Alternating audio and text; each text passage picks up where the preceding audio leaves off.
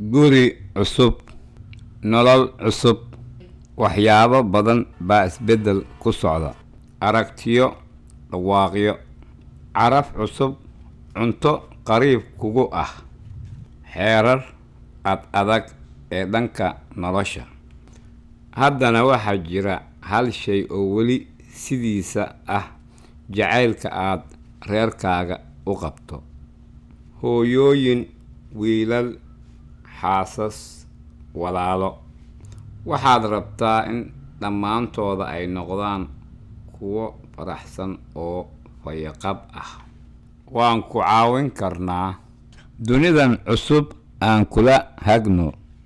Si wada jir ayaan ku dhisi karnaa qoysas fayo qaba, iyo adiga oo fayo qaba.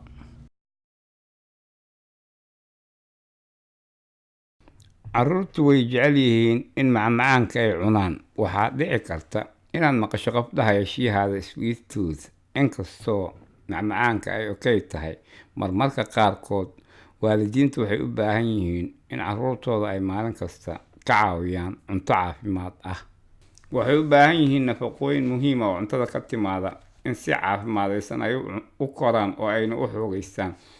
Carruurtu waa inay goor hore inta ay yaryihiin ku bilaabaan caadooyinka cunto cunid caafimaadaysan.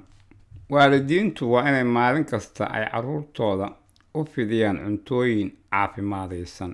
Miro iyo qudaar fresh ah la siiyaa waqti kasta oo cuntada la cunayo. Xulo miro iyo qudaar oo midabo dhowr ah isugu jira si carruurta looga caawiyo inay helaan dhammaan nafaqooyinka kala duwan ay u baahan yihiin. Si cuntada dheefshiidka sahasha, rooti iyo cereal laga sameeyay badarka. Goorta rooti aad soo iibsanaysid, shayga ugu horeeya ee ku qoran ahaadaa whole grain. Carruurta baruur yar ayay uga baahan yihiin cuntada ay cunayaan si ay uga caawiso inay helaan tamarta korniinka iyo firfircoonaanta. Laakiin cunida baruur tiro badan waxay horseedi kartaa dhibaatooyin fara caafimaad darro sida cudurka wadnaha in goor dambe oo noloshooda uu ku dhaco. Cuntooyin ku badan dufanka cayriin waxaa ka mid ah hilibka cas, caanaha subagga, farmaajo iyo jalaato. Carruurtu waa inay cunaan cuntooyin ku yar dufanka cayriin sida malayga, hilibka digaaga, caanaha subagga ku yaryahay iyo farmaajada subagga ku yaryahay. Si ubadkaaga aad ugu samayso isbeddello caafimaadaysan, ku bilow in qoyskaaga oo dhan aad siiso cuntada baruurta ay ku yar tahay, hilibka sol ama dub halka aad ka shiili lahayd. Walxaha caanaha ka samaysan iyo caanaha soo iibso kuwooda baruurta aan ku jirin ama baruurta ku yar. Isticmaal dhirta lagu carfiyo ama lagu dhalan rogo cuntada iyo liinta si dhadhan aad ugu yeesho cuntada, oo yaree isticmaalka cusbada. Dadka badankoodu waxay jecel yihiin cuntooyinka macaanka oo carruurtana kama duwana.